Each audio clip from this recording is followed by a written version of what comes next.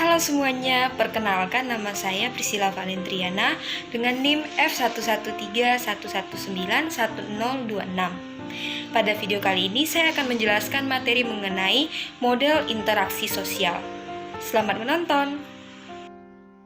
Jadi apa pengertian dari model interaksi sosial?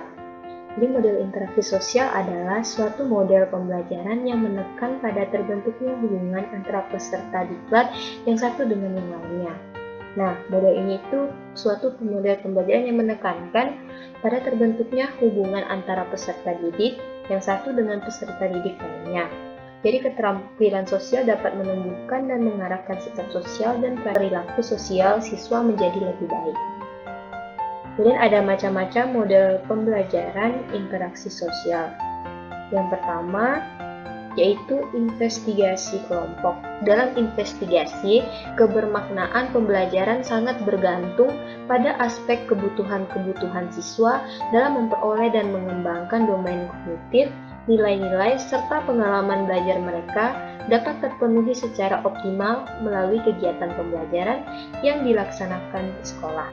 Jadi, pembelajaran investigasi kelompok ini di dalamnya sangat menekankan vital komunikasi yang bebas dan saling bertukar atau sharing pengalaman yang dimiliki akan memberikan lebih banyak manfaat dibandingkan jika para siswanya melakukan tugas secara sendiri-sendiri. Menurut Joyce, Well, dan Calhoun, mengungkapkan bahwa model investigasi kelompok dapat digunakan untuk membentang permasalahan amoral dan sosial yang terjadi di lingkungan siswa.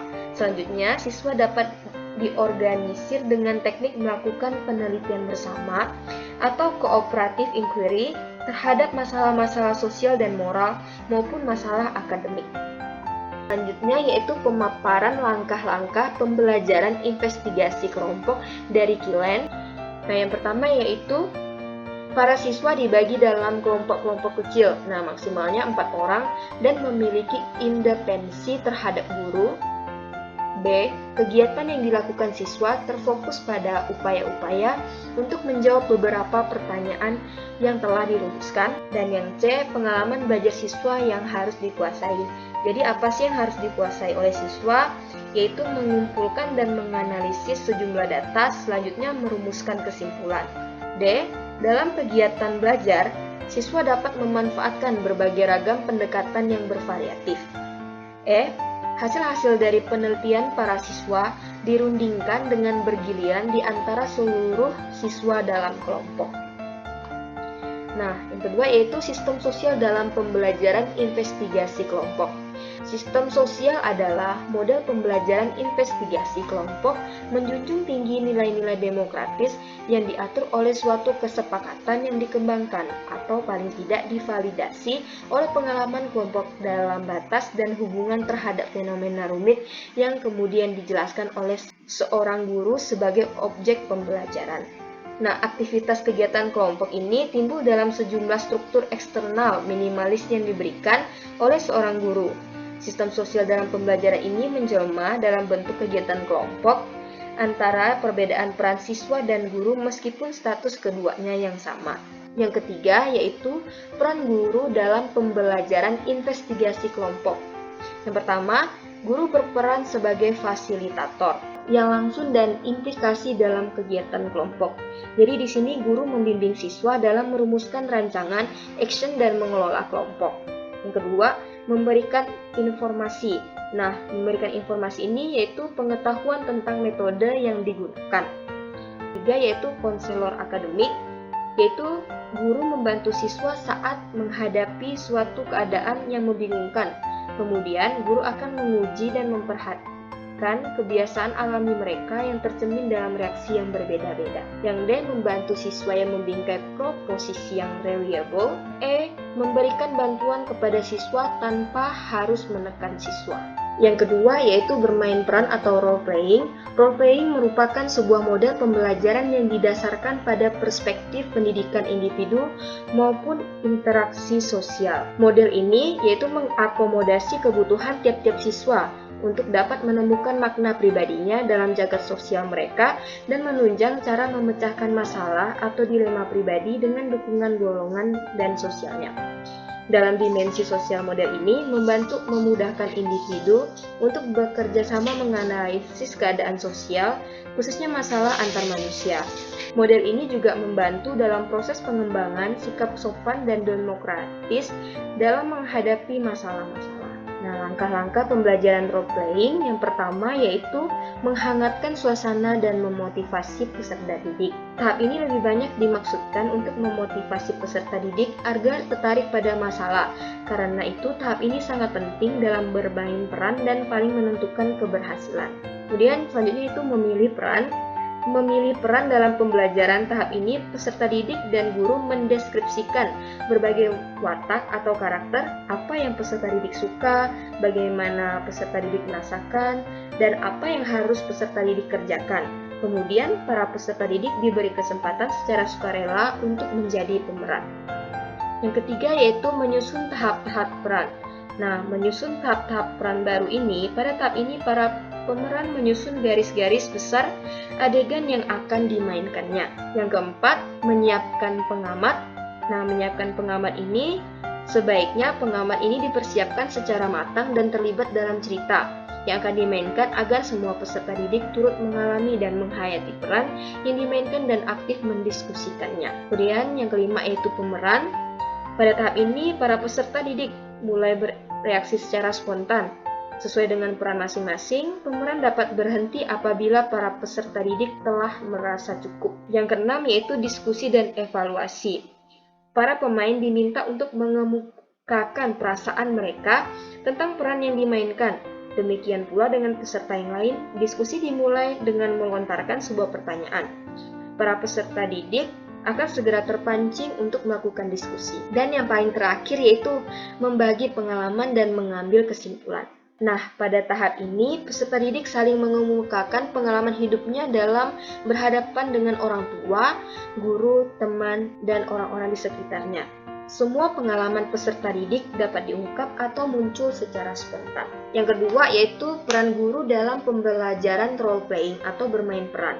Yang pertama, guru seharusnya menerima semua respon dan saran siswa, terlebih gagasan dan perasaan mereka, dengan teknik yang tidak terkesan menjustifikasi mereka.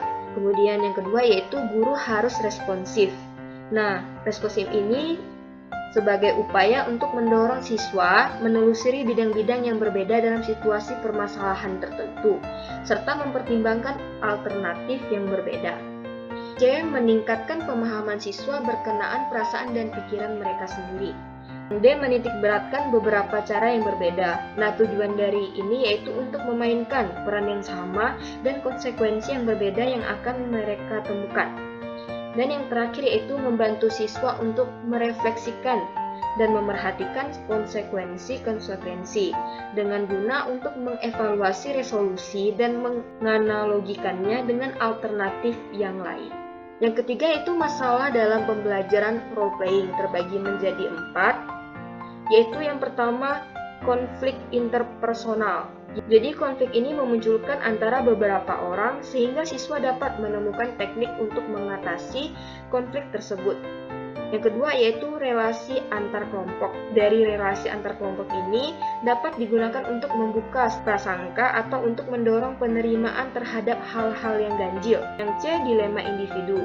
Nah, dalam role-playing ini jadi bisa membuat siswa dapat mengakses dilema dan membantu siswa untuk mengerti mengapa hal tersebut terjadi dan apa yang harus dilakukan. Dan yang terakhir atau keempat yaitu masalah historis. Jadi dalam role-playing ini dihadapkan pada pembuat kebijakan dan pemimpin politik. Kemudian macam-macam model pembelajaran interaksi sosial yang terakhir yaitu pembelajaran jurisprudensial. Menurut Ibnu Hamzah, model pembelajaran jurisprudensial ini membantu siswa untuk belajar berpikir secara sistematis tentang isu-isu kontemporer yang sedang terjadi di masyarakat. Pada mulanya, model ini merupakan studi kasus dalam proses peradilan yang selanjutnya diaplikasikan dalam kegiatan pembelajaran di sekolah.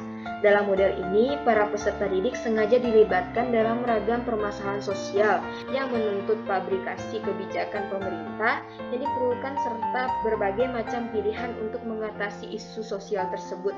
Misalnya tentang konfrontasi moral, intoleransi, dan tingkah laku sosial lainnya.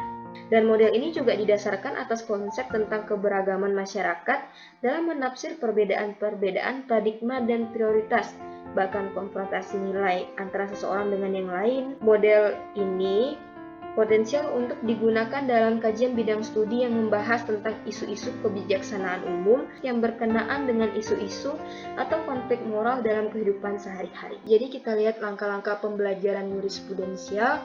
Yang pertama yaitu orientasi terhadap kasus. Jadi pada orientasi terhadap kasus ini, guru memperkenalkan kepada peserta didik materi-materi kasus dan mengkajinya. Yang kedua yaitu mengidentifikasi isu.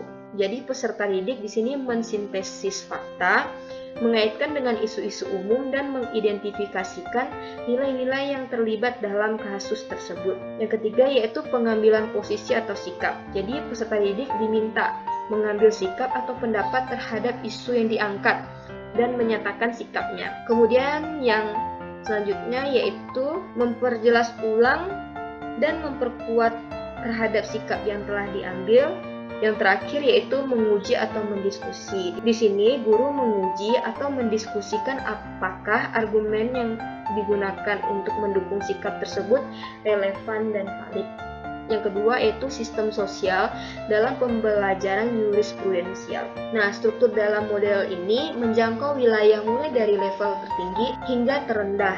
Guru dapat memulai dari tahap pertama, kemudian berlanjut pada tahap berikutnya. Jadi setiap tahap dalam langkah-langkah pembelajaran jurisprudensial, guru menyelesaikan tugasnya. Setelah mempelajari model ini, siswa seharusnya dapat melaksanakan proses tanpa bantuan siapapun. Jadi cara demikian membuat siswa mampu memperoleh kontrol maksimum dalam sebuah proses. Yang ketiga yaitu peranan guru dalam pembelajaran jurisprudensial. Yang pertama yaitu memeriksa yaitu merespon anotasi siswa dengan menanyakan kembali terkait relevansi, koherensi, partikularitas, dan kejelasan definitif.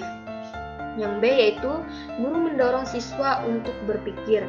Jadi sehingga satu pikiran atau urutan alasan dapat dikejar dan diperpanjang untuk kemudian mengantarkan pada konklusi yang logis sebelum memulai membahas argumen yang lain. Yang C yaitu mengantisipasi tuntutan siswa terhadap nilai yang harus dipersiapkan untuk menantang dan melakukan penjejakan serta pemeriksaan. Dan yang terakhir yaitu guru memeriksa pendapat salah seorang siswa secara mendetail sebelum menantang siswa yang lain. Nah, sekian materi kali ini mengenai model pembelajaran interaksi sosial. Semoga materi ini dapat bermanfaat bagi kita semua. Terima kasih.